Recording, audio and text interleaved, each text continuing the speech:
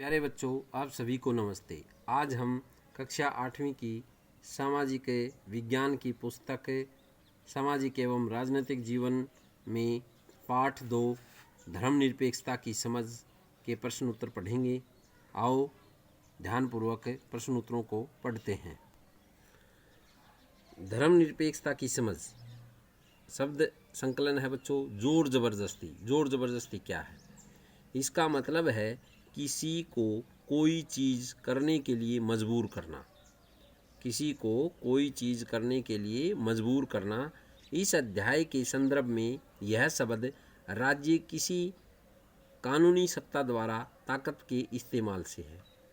व्याख्या की स्वतंत्रता। सभी व्यक्तियों को अपने हिसाब से चीज़ों को समझने की छूट होती है। इस अध्याय में व्याख्या की स्वतंत्रता का मतलब है कि हर एक व्यक्ति अपने धर्म की समझ और अर्थ खुद तय कर सकता है।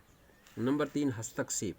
प्रस्तुत अध्याय में इसका मतलब है संविधान के सिद्धांतों के अनुरूप किसी मामले को प्रभावित करने के लिए राज्य की ओर से होने वाला प्रयास। पहला प्रश्न है बच्चों, फरवरी 2004 में फ्रांस में बनाए गए नए कानून की व्याख्या कीजिए। फरवरी 2004 में फ्रांस में एक कानून बनाया गया। इस कानून में प्रावधान किया गया कि कोई भी विद्यार्थी इस्लामी, यहूदी, टोपी या बड़े बड़े ईसाई फ्रांस जैसे धार्मिक अथवा राजनीतिक चिन्हों या प्रतीकों को धारण करके स्कूल में नहीं आएगा। फ्रांस में रहने वाले उन अप्रवासियों ने इस कानून का काफ़ी विरोध किया। वे मुख्यतः अल्जीरिया, ट्यूनीशिया और मोरक्को आदि उन देशों से आए थे जो पहले फ्रांस की उपनिवेश थे। 1960 के दशक में फ्रांस में मजदूरों की कमी हो गई थी। उस समय इन अप्रवासियों को फ्रांस आकर काम करने के लिए वीज़ा यानी प्रवेश पत्र दिए गए थे। इन अप्रवासियों की बेटियां स्कूल में अक्सर सिर पर रुमाल बांध कर जाती थी, लेकिन इस कानून के लागू होने के बाद उन्हें सिर पर रुमाल बांध कर आने के कारण स्कूल से निकाल दिया गया। अगला प्रश्न है बच्चों, धर्म को राज्य से अलग रखना महत्वपूर्ण क्यों है? धर्म को राज्य से अलग रखना महत्वपूर्ण क्यों है? धर्म को राज्य से अलग रखना बहुत आवश्यक है, क्योंकि लोकतांत्रिक देश में तो यह सबसे ज़रूरी है। लगभग सभी देशों में एक से ज़्यादा धर्मों को मानने वाले लोग साथ साथ रहते हैं। यदि बहुमत वाले लोग राजा सत्ता में पहुंच जाते तो उनका समूह दूसरे धर्म के खिलाफ भेदभाव करने लगेगा और उनकी परेशान करने के लिए इस सत्ता का और राज्य के आर्थिक संसाधनों का इस्तेमाल कर सकता है। लोकतांत्रिक सम्मान में राज्य के अलावा रखने का महत्वपूर्ण कारण यह भी है कि हमें लोगों के धार्मिक चुनाव के अधिकार की रक्षा की जा सके। अगला प्रश्न है बच्चों, धार्मिक वर्चस्व को रोकने के लिए भारत में रोकने के लिए क्या तरीके हैं? उत्तर है, पहला तरीका यह है कि वह खुद को धर्म से दूर रखता है। भारतीय राज्य की बागडोर किसी एक धार्मिक समूह के हाथों में नहीं है। राज्य किसी एक धर्म को बढ़ावा नहीं देता। नंबर 2, दूसरा तरीका हस्तक्षेप की नीति का है। राज्य किसी धर्म की भावनाओं का, सभी धर्मों की भावनाओं का सम्मान करता है। नंबर 3, तीसरा तरीका हस्तक्षेप की नीति का है। राज्य भेदभाव को बढ़ाने के लिए वाली प्रथाओं को समाप्त करने के लिए हस्तक्षेप कर रहा है। उदाहरण के लिए छुआछूत की प्रथा को कानून बनाकर बंद कर दिया गया है। अगला प्रश्न है बच्चों, धर्मनिरपेक्ष राज्य अपने उपदेशों को सफल करने के लिए कौन सी बातों का ख्याल रख सकता है?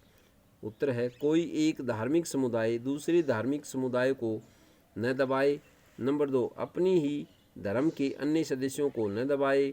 नंबर 3, राज्य न तो किसी खास धर्म को थोपेगा और न ही लोगों की धार्मिक स्वतंत्रता को होने देगा, धार्मिक स्वतंत्रता को छीनेगा। अगला प्रश्न है बच्चों, अगर किसी धर्म के लोग यह कहते हैं कि उनका धर्म नवजात शिशुओं को मारने की छूट देता है, तो क्या सरकार किसी तरह का दखल देगी या नहीं?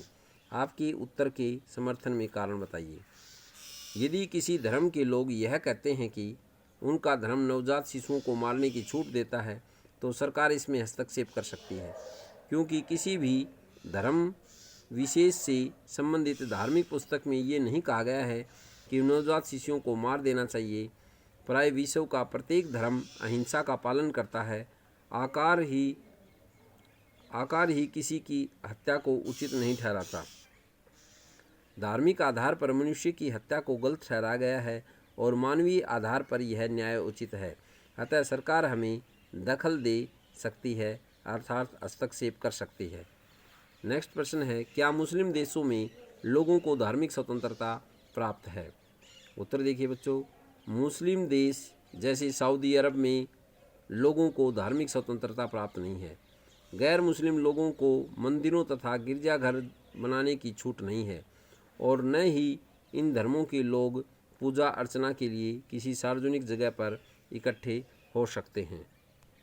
अगला प्रश्न है बच्चों, एक ही धर्म के भीतर अलग अलग दृष्टिकोण के कुछ उदाहरण दीजिए। उत्तर है, हिंदू धर्म के लोग वैष्णव विष्णु के भगत और शैव शिव के भगत में विभाजित हैं। नंबर 2, मुसलमानों में शिया तथा सुन्नी संप्रदाय में विभाजित है। बौद्ध धर्म मानने वाले महायान और हीनयान में विभाजित है यानी बटे हुए हैं। जैन धर्म को मानने वाले श्वेतांबर तथा दिगंबर संप्रदाय में विभाजित हैं।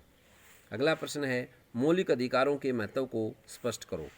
मौलिक अधिकारों के आधार पर व्यक्ति अपने व्यक्तित्व का विकास कर सकता है। इनके बिना जीवन का विकास असंभव है।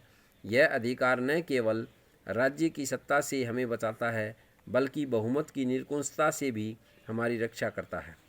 अगला प्रश्न है, भारतीय संविधान में धर्म के बारे में क्या कहा गया है? भारत एक धर्मनिरपेक्ष राज्य है। यहाँ सभी धर्मों को समान माना जाता है। अगला प्रश्न है, भारतीय नागरिकों के जीवन को सुखद बनाने के लिए संविधान में किसकी व्यवस्था की गई है? मौलिक अधिकारों की। अगला प्रश्न है, कौन सी धारा के अंतर्गत छुआछूत को समाप्त किया गया है? धारा 17 के अनुसार। कौन सी अनुच्छेद के द्वारा भारत में लोगों को धार्मिक स्वतंत्रता प्राप्त की गई है? अनुच्छेद 25 से 28 तक।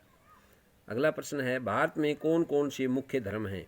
हिंदू, मुस्लिम, सिख, ईसाई, पारसी, बौद्ध, जैन आदि ये भारत में मुख्य धर्म हैं।